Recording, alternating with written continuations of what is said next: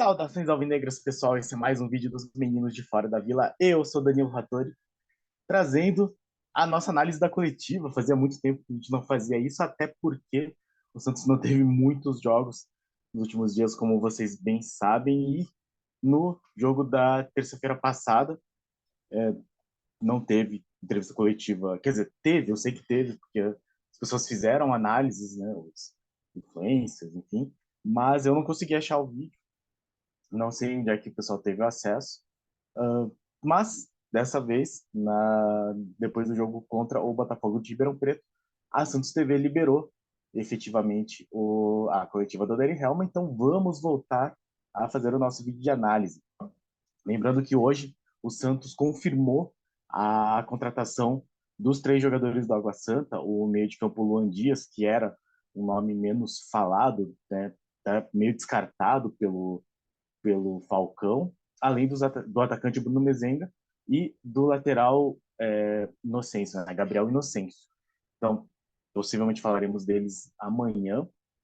Hoje, vou aproveitar aí esse momento de rara felicidade do Santista com 3 vitórias seguidas, ainda que a primeira dessa sequência tenha sido a distante vitória contra Iguatu, mas 2 vitórias fora de casa e também uma coisa bastante rara. Então, ao menos a moral não vai tão abalada para a duríssima partida que teremos na estreia do Brasileirão fora de casa contra o Grêmio. Então, vamos falar efetivamente da entrevista do Odair Helma. Antes, peço sempre, se inscreve no canal, se você não for inscrito, deixa aquele like, compartilha e comente aí o que você achou dessa entrevista. Começou, inclusive, com a pergunta do Felipe Noronha, do canal Eu Vim de Santos e do Resenha Santista da TV Cultura Litoral, que é uma propaganda gratuita, mas é um cara que faz material muito bom. E ele comenta a questão das jogadas, que são meio parecidas, né? Lançamentos que pegam as costas da defesa do Botafogo de Ribeirão Preto. Um lance com o Lucas Lima pegando, finalizando, tendo que finalizar 2 vezes, mas marcando o gol. A outra com o Marcos Leonardo, aproveitando aí do vacilo da defesa e sofrendo pênalti. E a pergunta dele foi se isso é algo que foi treinado especificamente para o confronto contra o Botafogo de Ribeirão Preto ou é algo que vai ser usado sempre. A resposta do Odair foi um pouco escorregadia, assim. Ele falou que realmente tentou isso, né? Não só por hoje, mas fazer esses movimentos de passe. Então, parece que, pelo que ele falou, é algo que o Santos vem trabalhando. Então, ele diz que vem trabalhando essa movimentação, criar diferentes movimentos para evoluir na parte ofensiva. Ele falou que tem momentos, muitos momentos que o time consegue ficar com a bola, mas faltavam momentos de agressividade, né? Imagino que seja esse passe mais vertical que a gente fala, todo o campo horizontal, mas enfim, esse passe mais direto em direção ao gol, direto em direção, ficou um pouco repetitivo também, mas com opções para o passador. E aí falou que não, que buscou para o treinamento não só para o jogo de hoje, visualizou a questão da linha alta do Botafogo, mas ele falou que não é algo específico para o jogo de hoje, mas que bateu, no sentido de que combinou o treinamento que foi feito com essa característica do Botafogo. Ele falou que passou na preleção, que buscasse essa exibição boa, e ele ficou feliz porque foi o que eles treinaram, né? O que a gente treinou no caso do Santos. Não só visualizando esse jogo, mas também a situação de característica, de estratégia, que encaixou bem. O que eu entendi dessa resposta, que é uma coisa que não me deixa tão otimista assim, é que não foi um estudo específico do time do Botafogo e aí uma estratégia específica para enfrentar o Botafogo. Foi algo que eles treinaram como uma variação, é ótimo que eles tenham algum tipo de variação, mas que não é exatamente um estudo aprofundado do adversário, que eu gostaria que talvez existisse mais. Ele vai falar muito para frente sobre a falta de opções de velocidade e drible, e aí talvez ele use isso como desculpa para não ter uma variação tática tão grande, mas de qualquer forma, talvez eu ficasse mais feliz se ele falasse sim, estudamos o Botafogo, vimos que era essa a melhor opção e treinamos para isso. Não acho que é uma coisa que vai funcionar sempre, até porque o Botafogo perdeu uma chance muito no começo, que eu acho que mudaria muito a característica da partida, e foi total demérito do Botafogo, não foi mérito do Santos de evitar aquele lance, né, logo aos 2, 3 minutos de jogo. Então me preocupa um pouco que ele não tem um estudo do adversário, era algo que eu esperava que tivesse mais. Mas, felizmente, contra o Botafogo, dessa vez funcionou. A segunda pergunta, que o Santos embalou uma sequência de vitórias, até um jornalista de Ribeirão Preto, qual que é a motivação que isso confere ao time? E aí ele fala, né, que a terceira vitória seguida é algo importante, é mais um jogo sem levar gols. O Santos, bom, teve aquela derrota por 3-0 contra o Ituano, de lá para cá não tomou mais gols. Não deixa de ser um bom sinal, apesar de que poderia ter tomado gols do Botafogo, o Botafogo teve chances boas. Falou que evoluiu em alguns aspectos, outros precisam buscar evolução, a mesma coisa que ele fala em todas as entrevistas. Falou que o jogo não está decidido, de fato, né, tem mais 90 minutos, então ele precisa completar esse serviço sem a torcida do Santos, lembrando que o jogo de volta não terá presença de torcida. A gente fez só uma parte, temos que fechar, fizemos um bom placar, mas tem mais 90 minutos, então muito essa repetição, né, da questão de que não está nada decidido, acho excelente. Mas as vitórias geram confiança, geram um bom ambiente, só não entram em campo. Ele falando, não entra na próxima partida, que é mais um jogo fora de casa na estreia do Brasileirão. E ele fala que o Santos estreou fora de casa na Sul-Americana, teve a estreia da Copa do Brasil também fora de casa. E aí, mais um jogo que vai ser fora de casa no Campeonato Brasileiro. E aí, considera como importante essas vitórias. Né? Era uma coisa que o Santos normalmente tem dificuldade, no passado ainda mais.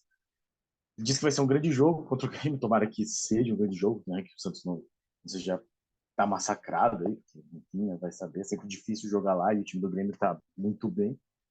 Vamos estudar para repetir as coisas boas e evoluir em outros momentos para o próximo jogo. Eu disse, aqui, eu acho que até o Felipe Camargo que faz essa próxima pergunta, e até vou pegar alguns trechos para mostrar aqui. Ele pergunta sobre a questão de alternativas e se o Délio ficou satisfeito com esse primeiro tempo do Santos, e pergunta sobre o Daniel Ruiz também. E aí ele falou que Aí ele falou pela primeira vez algo que ele vai falar mais vezes na entrevista, que é a questão do jogador de velocidade e drible. Ele falou que hoje ele tinha o Ângelo, mas que voltou 2 dias antes do jogo contra o Blumen. E aí ele explica um pouquinho dessa situação, da falta que faz o jogador de drible de velocidade, e eu vou tentar compartilhar aqui com vocês.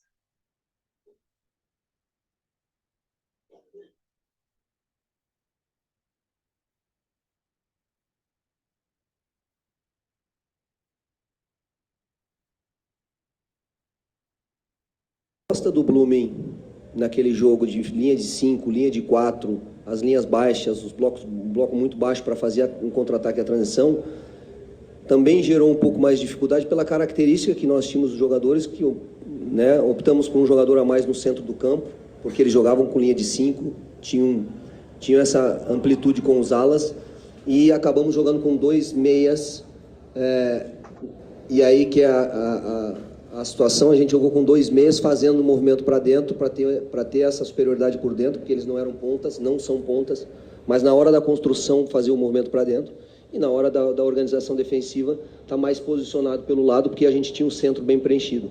Só que esse tipo de jogador, ele dá uma característica à equipe. Ele não te dá profundidade, ele não te dá infiltração como deu hoje. Então os jogadores de velocidade, por exemplo, que a gente tem, Lucas Braga, Soteldo, Mendonça, e aí o Ângelo, que 2 dias se apresenta para ir para a viagem, e hoje tem mais uma semana, são esses os jogadores que podem dar essa característica. Então, dentro dessas dificuldades, a gente projetou o jogo de lá. E também aqui, o que a gente mudou foi um pouquinho só. Então aqui ele dá essa explicação, né, da falta que faz o jogador de drible, de velocidade e de características que mudam nesse ataque. Então ele falou que ele teria que ser o Lucas Braga ou o Soteldo, o próprio Mendonça, jogadores que ele não está podendo contar, e o Ângelo, que ainda não voltou totalmente. E aí interessante que ele trouxe essa questão do Blooming, e ele explica, né, mais ou menos como é que era a proposta do Blooming, e aí como teve dificuldades pela questão da característica dos jogadores. Não sei se eu engulo essa desculpa, mas pelo menos ele trouxe aqui nessa entrevista uma justificativa, e de novo, eu não assisti a entrevista que ele deu contra o Blooming, eu sei que ele elogiou o time, mas pelo menos nessa entrevista aqui, depois do jogo do Botafogo, ele faz meio que uma análise um pouco mais crítica com relação ao porquê que teve tanta dificuldade com o Blooming. A culpa ele põe, a responsabilidade das dificuldades ele coloca na característica dos jogadores ou na falta de um jogador com características de velocidade e drible.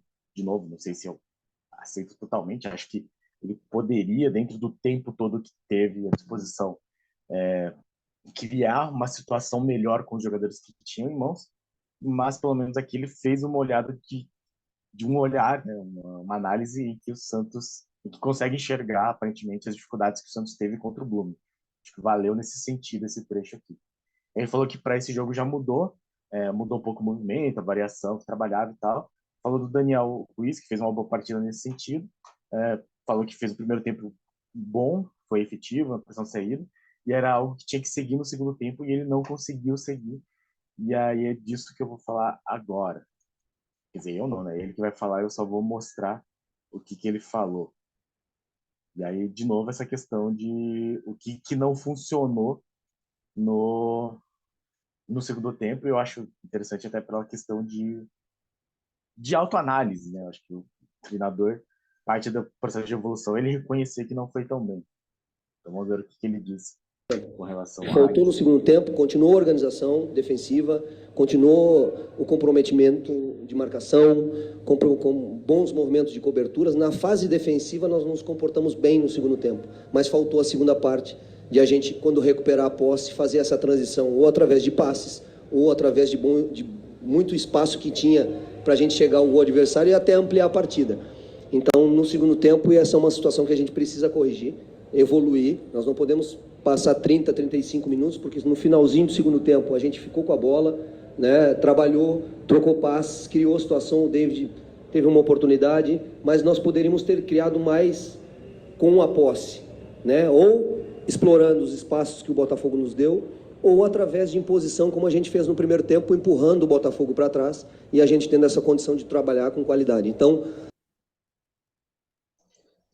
aí, de novo, uma autocrítica, e eu sempre acho válido, porque o Odair Helman, algo que parece ser meio frequente nas entrevistas dele, ele não faz essa análise crítica, normalmente ele tende a elogiar o time, e pelo menos ele conseguiu enxergar que o segundo tempo foi bem abaixo, ele, na opinião dele, foi defensivamente seguro, até acho que realmente não sofreu tanta pressão, ou não deu tantas chances ao Botafogo, mas ele reconhece a ineficiência do Santos em aproveitar essa transição, fazer os contra-ataques, que era a proposta, e o Santos não conseguiu. Não esperaria que ele fosse apontar o dedo para algum jogador especificamente, mas pelo menos ele conseguiu ver que teve uma questão aí no segundo tempo do Santos. Ele falou que no geral foi um bom jogo, bom placar, mas tem que dividir os tempos, né? Então boa performance do jogo no primeiro tempo, boa presença defensiva no segundo tempo, mas não pode passar esse tempo todo sem posse, sem controle, sem ficar com a bola e sem fazer as transições. Então ele conseguiu enxergar essa falha e isso eu sempre considero um bom sinal.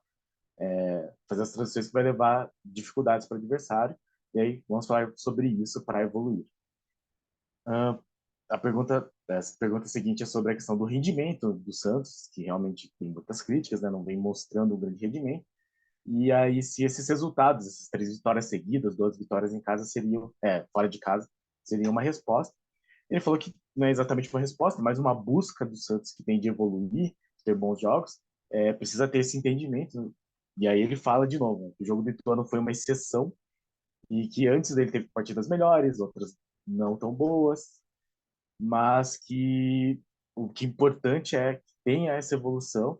E aí, como a derrota do Ituano, que foi a exceção, gerou muita cobrança, gerou muita intranquilidade e traz uma cobrança muito, muito maior. E aí ele fala que conseguiu bons jogos, boas performances, vitórias, e aí depois veio a derrota para o Ituano, que trouxe todo esse questionamento, e ele tentou trabalhar com relação a isso. E aí ele fala sobre a questão dos desfalques especificamente, ele vai voltar a falar sobre a questão da característica dos jogadores, e eu voltarei a trazer essa fala dele de novo nessa questão de não ter o jogador de velocidade, o jogador de drible, que é algo que ele vem martelando, digamos assim. Precisa avaliar todos os desfalques, todas as peças que a gente perdeu nesse processo de treinamento, que a gente não treinou, por exemplo, com jogadores de velocidade, de drible, não tínhamos à disposição. Isso traz uma característica única dos jogadores de frente que nós tínhamos, é mais técnica, mais passe, mas é pouco drible, pouca infiltração. Então isso traz uma característica diferente. diferente para a equipe, tem que se encontrar, tem que buscar entendimento, né? Não houve uma repetição nesse processo para que a gente conseguisse. Hoje eu consegui repetir a ideia, a maioria dos jogadores, só fiz a troca do Daniel. Então é essa busca para que a gente continue crescendo em termos de performance e continue tendo resultado.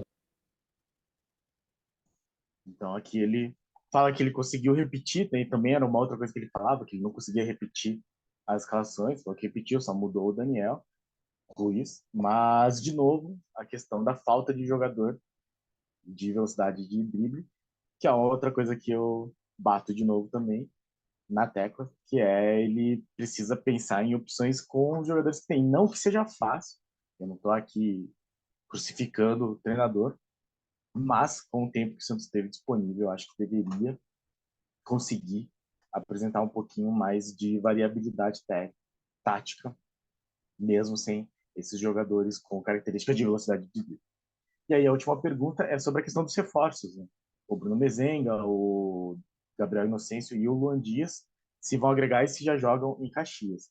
E aí ele fala sobre retornos, então o Carabarrado, Rodrigo Fernandes, e aí outros jogadores que também são importantes e que vão voltar em breve, obviamente o Soteldo é um deles.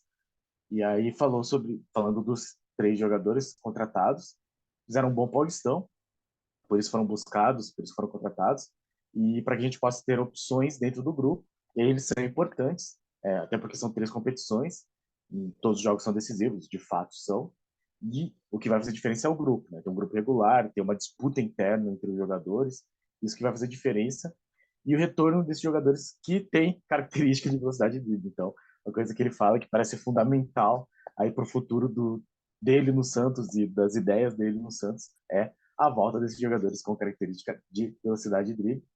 E aí ele fala que ele torce, sim, né, para que eles sejam abençoados no Santos e tragam essa energia boa de disputar a final do campeonato, para que eles produzam tanto por eles mesmos quanto para nós. E aí eu vou trazer o finalzinho da coletiva, né, as últimas palavras dele, que fala sobre a questão do número de jogadores.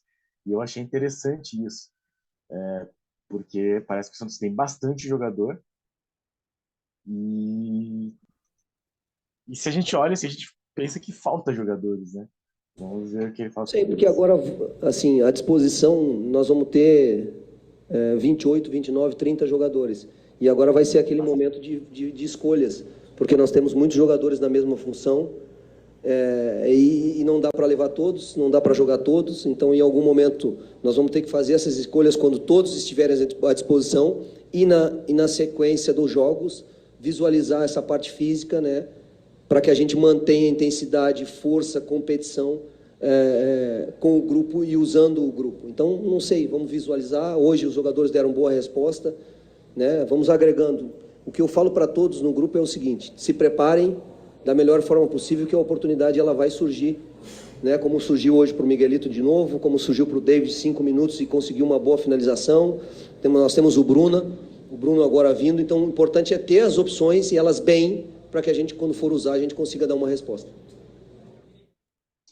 Então, interessante essa questão de todos prontos, acho válido. Vai ter oportunidade, acho importante. O que me preocupa é que o Santos tem muito jogador, e ele mesmo falou, tem muitos jogadores para a mesma posição, nitidamente sem um retorno técnico, né? Então, o Santos tem aí 2 laterais direitos, 2 laterais esquerdos, que não são exatamente, juntando todos eles, assim, uma dupla confiável no departamento de laterais, né? O Santos tem aí vários zagueiros, mas o Marco tá sempre contundido, o Joaquim vai demorar para voltar, o Luiz Felipe não é confiável, o Derek acho que vai ser emprestado, sobram o Messias, que não é exatamente também um depósito técnico, e o Bauerman, que é o Bauerman, assim, que a gente gosta até dele, mas também não é um absurdo craque de bola. E com isso foram 6 zagueiros, sem a gente conseguir juntar uma dupla que seja constante e absolutamente confiável. E aí que é a grande questão. Se tem muito jogador, mas não tem qualidade, você precisa continuar buscando opções no mercado e gastando dinheiro, e é isso que possivelmente acontecerá com o Santos, na melhor das hipóteses, porque a pior das hipóteses é a diretoria ficar parada, não trazer ninguém, e o Santos estagnar num nível de qualidade não suficiente para ficar numa situação tranquila nos campeonatos que irá disputar. Então, acho que sim, é bom que o Santos tenha um elenco de conteúdo, mas esse conteúdo precisa ter qualidade, não só quantidade de jogadores. Certo, pessoal? Então, essa foi a coletiva do Odair Helma. Algumas observações que eu fiz que eu acho que são declarações que poderiam, talvez, trazer mais tranquilidade. Algumas outras declarações que talvez me preocupem um pouco. Mas, no geral, uma entrevista coletiva bem tranquila depois de uma boa vitória do Santos fora de casa, algo que não vinha acontecendo assim, né? Até porque essa foi relativamente tranquila se compararmos com a vitória contra o Blooming, que foi um outro nível de preocupação, de tensão e um futebol bem pior apresentado. Certo, pessoal? Então, esse foi o nosso vídeo de análise de coletiva, algo que fazia muito tempo que não fazíamos. Muito obrigado a todos que assistiram o vídeo, muito obrigado a todos que acompanham nosso canal, muito obrigado a todos os nossos inscritos. Se você não é inscrito, se inscreve, deixa o like, compartilha e comente aí o que você achou demais dessa entrevista coletiva do Odair Helman e qual a sua expectativa para o resto do ano com o treinador gaúcho. A gente, eu estava assistindo algum vídeo do Diário do Peixe, do canal do Diário do Peixe, e o Giovanni Martinelli, que eu acho excelente, comentou que quanto antes o Odair Helman sair do Santos, melhor para o Santos, desde que acha o treinador bom. Eu preferia que o Odair Helman mostrasse trabalho, mostrasse resultado, mesmo que não um desempenho genial, para que o Santos não tivesse que trocá-lo logo aí no começo do Campeonato Brasileiro. Enfim, o que vai acontecer, veremos só daqui para frente, até porque jogos muito complicados virão na sequência. Grêmio fora, depois Sul-Americano em casa, depois aquela sequência de times mineiros no Campeonato Brasileiro, Atlético Mineiro, América Mineiro, Cruzeiro, então vai ser bastante pedreira aí para o Santos. Vamos ver como é que este Santos de Odair Helman reage e atua nesses próximos jogos aí do mês de abril. Certo, pessoal? Muito obrigado a todos. Continue acompanhando o canal. Para cima deles. Um abraço.